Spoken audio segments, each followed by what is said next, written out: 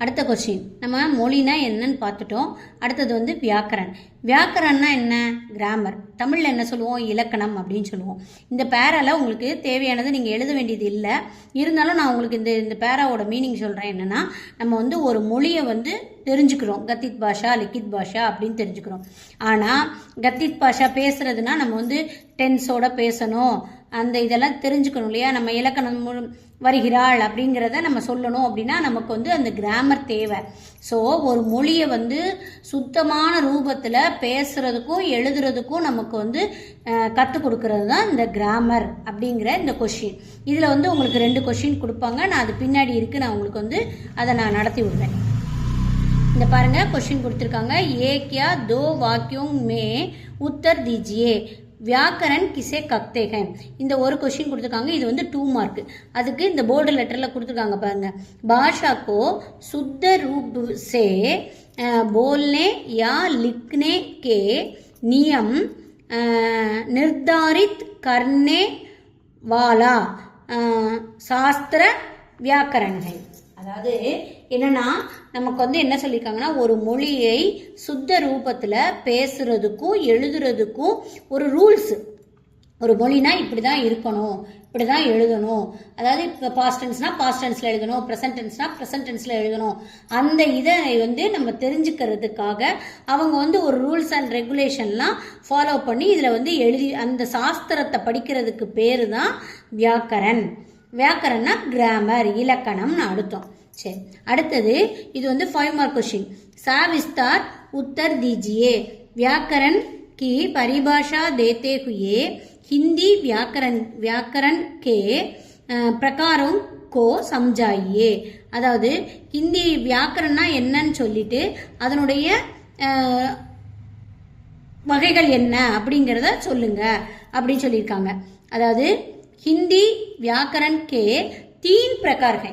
இப்போ வியாக்கரன்னா என்னன்னு பார்த்துட்டோம். ஒரு மொழியை சுத்த ரூபத்தில், அதாவது சுத்தமாக நமக்கு வந்து தெளிவாக அதை வந்து படிக்கிறதுக்கும் எழுதுறதுக்கும் யூஸ் ஆகுறது தான் கிராமர் அப்படிங்கிறத பார்த்துட்டோம். அடுத்தது ஹிந்தியில் வந்து 3 வகையான அந்த இது இருக்குது, வியாக்கரன் இருக்குது. என்னெல்லாம்? ஒன்று வந்து வர்ண. எழுத்துனா ஆனா, ஆவண்ணா, ஐயனா, ஈயனா அப்படி தான் எழுதணும். அதுதான் வர்ண விச்சார். வர்ண விச்சார் அப்படின்னா லெட்டர்ஸ் எழுதுறது. அடுத்தது சப்த விச்சார். சப்த விச்சார்னா என்ன? இந்த எழுத்துக்களை ஒன்று சேர்ந்து நம்ம வந்து வார்த்தைகளாக எழுதுவோம், அதுதான் சப்த விச்சார். அடுத்தது வாக்கிய விச்சார். வாக்கிய விச்சார்னா என்ன? இந்த வார்த்தைகளை ஒன்று சேர்த்து நம்ம சென்டென்ஸாக எழுதுவோம். அந்த சென்டென்ஸ்க்காகத்தான் நம்ம நிறைய படிப்போம். பாஸ்ட் டென்ஸு, ப்ரெசன்ட் டென்ஸு, அப்புறம் வந்து நிகழ்காலம், இறந்த காலம், எதிர்காலம், அதெல்லாம் நம்ம வந்து அதில் தான் நம்ம நிறைய விஷயங்கள் அதுலேருந்து ஒன்றுனா படிப்போம். ஸோ அதை தெரிஞ்சுக்கிறதுக்காக 3 வகைகளாக நமக்கு பிரிச்சிருக்காங்க. வர்ண விசார் மே வர்ணோं की बनावट, எப்படி அந்த எழுத்து உருவானது, அதை எப்படி ப்ரொனவுன்சியேஷன், உச்சாரன்னா ப்ரொனவுன்சியேஷன், இதை பற்றி தெரிஞ்சுக்கிறதுக்கு தான் வர்ண விசார் நமக்கு தேவைப்படுது.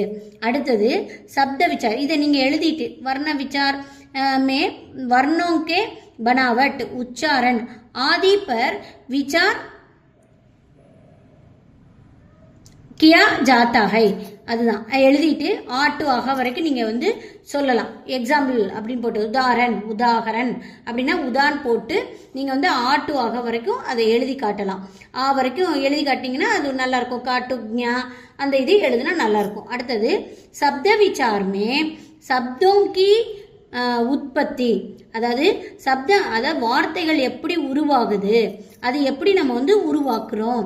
அவர் உஸ்கே பேதோங், அதனுடைய டிஃப்ரென்ஸ் என்னென்ன டிஃப்ரெண்ட், ஒவ்வொரு வார்த்தைக்கும் என்னென்ன டிஃப்ரென்ஷியேட் இருக்கு. பேதோங் பர் விசார் கியா ஜாத்தாக, இதுதான் சப்த விசார்.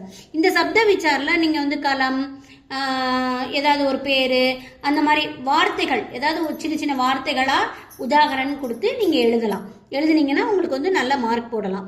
அடுத்தது வாக்கிய விசார்.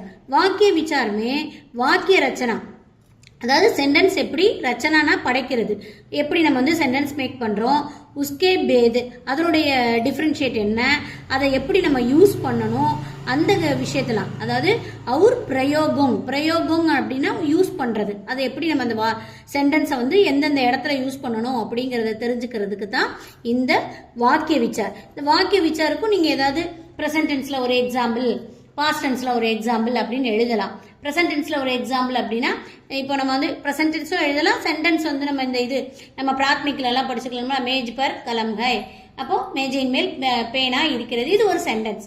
அப்படி ஸ்டேட்மெண்ட் சென்டென்ஸாகவும் நீங்கள் எழுதலாம். அதுதான் வந்து இந்த 5 மார்க் கொஸ்டின். அப்போ நீங்கள் வந்து இப்போ என்ன வியாக்கரணா என்னன்னு எழுதணும், வர்ண விசாரணா எழுதணும், சப்த விசாரணா என்னன்னு எழுதணும், அடுத்து வாக்கிய விசாரணா எழுதணும். அதுக்கு உதாகரன் அப்படின்னு கொடுத்து உதா அப்படின்னு போட்டு புள்ளி வச்சு நீங்கள் வந்து ஆட்டு ஆக எழுதலாம். அதுக்கு அடுத்தது அந்த சென்டென்ஸ்க்கு அந்த வார்த்தைகளுக்கு 2-3 வார்த்தைகள் எக்ஸாம்பிளாக எழுதலாம். இந்த வாக்கிய விசாருக்கும் சென்டென்ஸ் வந்து நீங்கள் எழுதுனீங்கன்னா 5 மார்க் போட்டுருவாங்க. ஓகே, அடுத்த கொஸ்டின் அடுத்த இதில் பார்க்கலாம்.